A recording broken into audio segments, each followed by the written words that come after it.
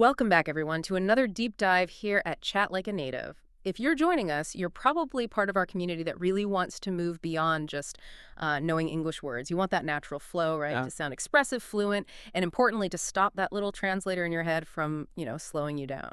So today, we're digging into what might be the most powerful technique for listening directly to speaking. It's called the shadowing technique. And we're pairing it with really the secrets of English melody, intonation, and stress.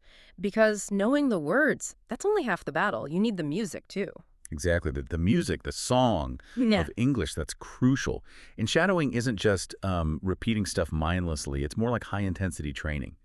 For your mouth, yes, but also for your brain's wiring. We're essentially trying to force your brain to connect hearing directly to speaking, cutting out that middle step where you translate back to your native language. Get that right, and your fluency, it really takes off. Okay, let's unpack this then, starting right at the beginning. Mhm. What is shadowing? Like the basic definition. At its core, it's actually pretty simple. You listen to a native speaker, and you repeat what they say out loud almost immediately, like right on their heels. You're basically being their verbal shadow.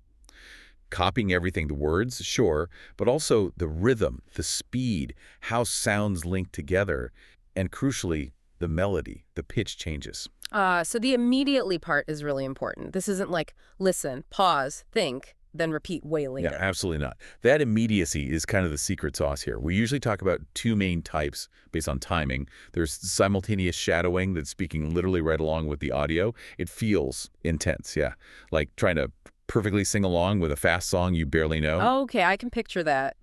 Intense. Then there's delayed shadowing. Here, you listen to a short chunk, maybe just a few seconds, then you quickly repeat that bit just before the next chunk starts.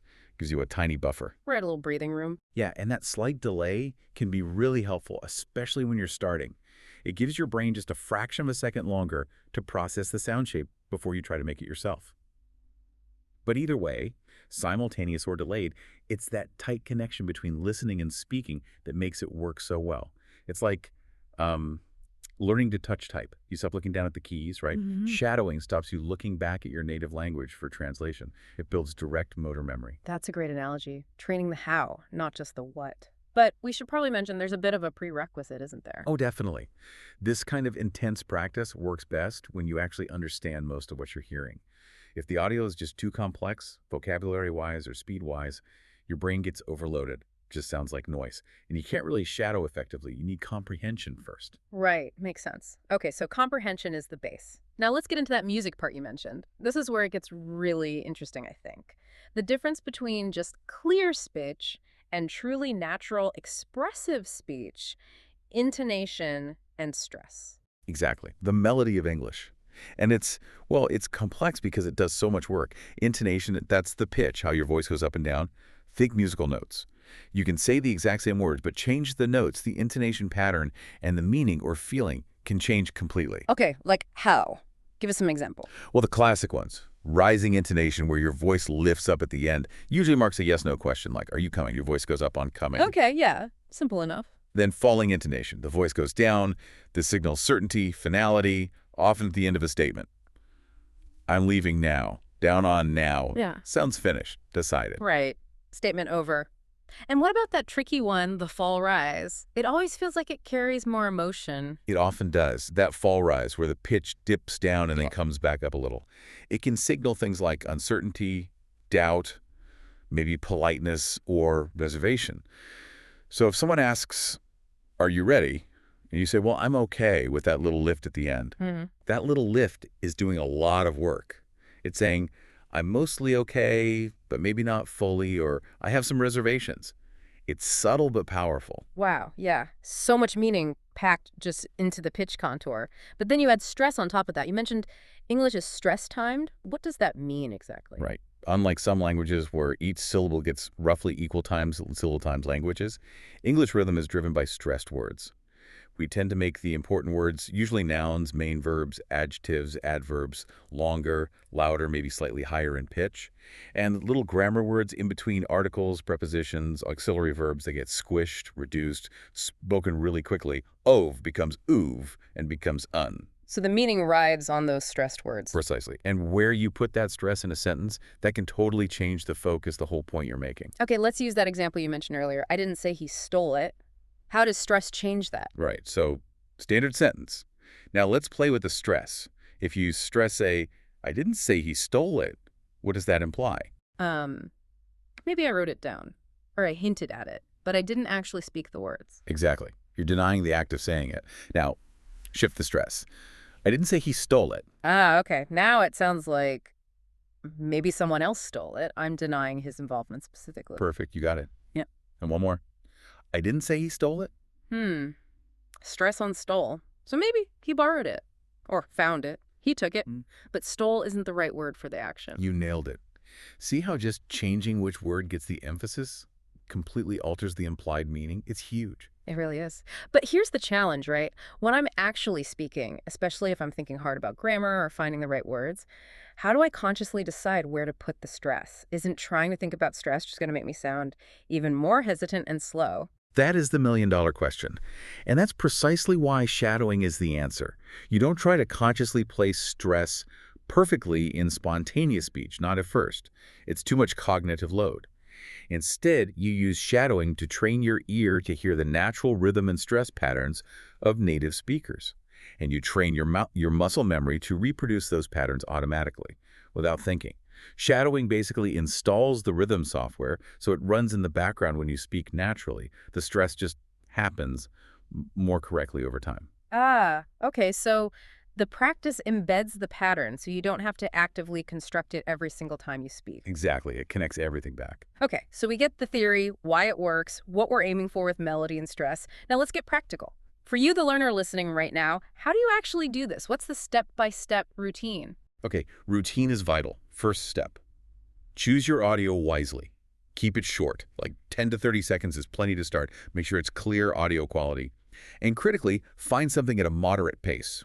Too fast, you can't keep up. Too slow and stilted, you learn an unnatural rhythm. Got it. Short, clear, medium speed. What next? Listen first. Just listen. Maybe 2 or 3 times. Make sure you understand the words, the gist of it. You need that comprehension baseline we talked about. Right. No point shattering noise. Then, if you have a transcript, which is super helpful, use it. Read along while listening again. But don't just read the words. Try to notice where the speaker pauses slightly, where their voice goes up or down, which words they emphasize. Mark it up if you want. It's like your musical score. Okay. Prep work done. Now the actual shadowing. Start with delayed shadowing. That's usually easier. Take a small chunk, maybe 3 to 5 seconds of audio. Listen carefully. Pause the audio. Then immediately repeat that chunk out loud, really focusing on matching the rhythm, the stress, the intonation you just heard. Mimicking that little phrase precisely. As precisely as you can. Do that a few times with the same chunk until it feels smoother. Then move to the next chunk. Once you get comfortable doing that with small pieces, you can try graduating to simultaneous shadowing, speaking along in real time, but start delayed. And maybe the most critical part of making progress, checking your work, the feedback loop. Oh, absolutely essential. You have to record yourself, use your phone, whatever. It's easy these days. Record your shadowing attempt. Then, immediately, and this is key, listen back to the original audio and then listen to your recording. Compare them side by side. Ooh, that sounds potentially painful, but necessary. It can be humbling at first, but your ear will instantly catch mismatches. Oh, my pitch was flat there, or wow, I rushed that part, or I didn't stress the important word. That immediate comparison is how you self-correct. It's your personal pronunciation coach, built right in. Makes sense. Let's circle back to materials quickly. We said moderate speed, clear. Any other tips for picking good stuff? Variety is good. Don't just shadow the same person or the same type of content forever. Try podcasts like this one, interviews, maybe dialogues from TV shows if they speak clearly, perhaps even bits of audiobooks or news reports. Different voices, male and female, different accents. Maybe those stick to a standard one first. And what about the topic? Choose things you actually find interesting. Seriously, motivation is huge. If you're shadowing something boring, you'll give up. Find content on hobbies, topics, stories you genuinely enjoy. It makes the practice feel less like a chore. Good advice. Keep it engaging. And maybe for absolute beginners. Start with slower, clearer monologues before trying faster dialogues. Dialogues have turn-taking and interruptions, which adds complexity. Okay, solid advice. Now let's talk about reality. This sounds intense. Burnout must be a real risk. It really is. Shadowing is mentally taxing. You're juggling listening, processing, speaking, mimicking all at once. So sustainability is key. Don't try to be a hero and shadow for an hour straight when you start. You'll just fry your brain. So what's the recommendation? Short bursts. Definitely. Limit your dedicated shadowing sessions to maybe 10, 15, maximum 20 minutes when you're starting out. Consistency is way more important than session length. Doing 15, 20 minutes, say, 4 to 6 times a week is far, far better than one marathon session on a Sunday. Little and often beats long and rare. Exactly. And build in rest days. Your brain needs time to consolidate the learning. Okay, good practical limits. Now, troubleshooting. What about common problems people run into? Yeah, there are definitely a few common friction points. Like, I just can't keep up. I'm always lagging behind the audio. What do you do then? Usually means the audio is a bit too fast for your current level, or the phrases you're trying to shadow are too long. First strategy. See if your audio player can slow down the playback speed just a little, maybe 10–15%. Don't slow it down so much it sounds weird and robotic, because then you learn a bad rhythm. Right, slight slowdown only. If that doesn't work, or makes it sound unnatural, go back to delayed shadowing with really short chunks, like 2 or 3 words at a time. Master the rhythm of that tiny piece before moving on. Break it down smaller. Okay, another one. My intonation sounds flat. I hear the ups and downs in the original, but my voice just doesn't do it. The melody challenge. 2 tips here. First, exaggerate. When you're practicing, don't just try to match the pitch, try to overshoot it. If the speaker sounds a bit excited, you sound really excited. If they sound doubtful, you sound extremely doubtful. Like acting, almost. Kind of. Overacting the intonation helps train the vocal flexibility faster. It connects the sound to an emotion or attitude, which is what makes intonation meaningful. Second tip for flat intonation, mark the pitch changes on your transcript beforehand. Draw little up or down arrows over the key words. Visualize the melody before you try to produce it. Visual aids for the sound. I like that. And the last big one, frustration. This is hard. I feel like I'm not getting better. That's where those recordings you made come in handy. Keep your old recordings. When you feel frustrated, go back and listen to one from, say, a month ago. Then listen to your recording from today. You will hear improvement even if it feels slow day to day. Hearing the progress is the best way to stay motivated and beat frustration. Track your progress. Makes total sense. Okay, we've got the technique, the routine, the troubleshooting. What's the final step? How do we make this stick in the real world? This is where we bridge the gap from practice exercise to actual spontaneous use. There's a fun technique, sometimes called walk and describe, or like live shadowing outdoors. Walk and describe. How does that work? Okay, so you pick a short audio clip again, maybe something descriptive describing a park, a street scene, nature, or whatever. You put your headphones on, go for a walk outside, play the audio. Now, as you shadow the speaker's rhythm, intonation, and sentence structure, you change the content words to describe what you're actually seeing around you in real time. Whoa. Okay, give me an example. Let's say the audio is describing a busy market. The vendors shouted loudly, but I'm walking in a quiet park. Right. So you hear that rhythm and intonation for the vendors shouted loudly. You mimic that pattern, but you substitute your own observation. You might say, applying that same rhythm, the birds are singing sweetly, or the leaves are falling gently. You're basically borrowing the native speaker's melody and sentence structure, but applying it instantly to your own thoughts and observations. Ah, I see. So you're practicing applying the learned rhythm and intonation spontaneously to your own generated sentences. Exactly. It forces that connection between the practiced patterns and real-world, real-time communication. It makes the shadowing much more dynamic and helps the skills transfer better.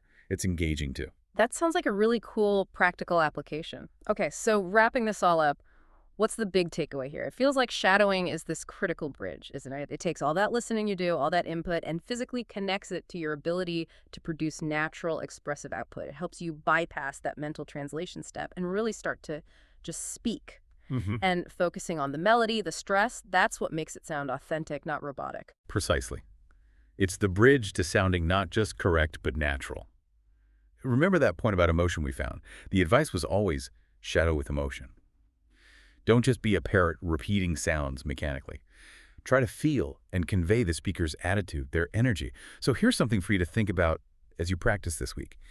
If you consistently try to match the speaker's emotional energy while you shadow, how might that active performance start to change how you actually feel and think when you're speaking English day to day?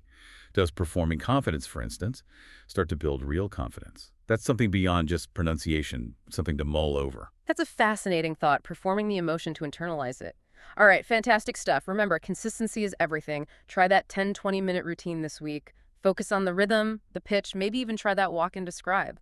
Thanks for joining this deep dive, and we'll see you next time on Chat Like a Native.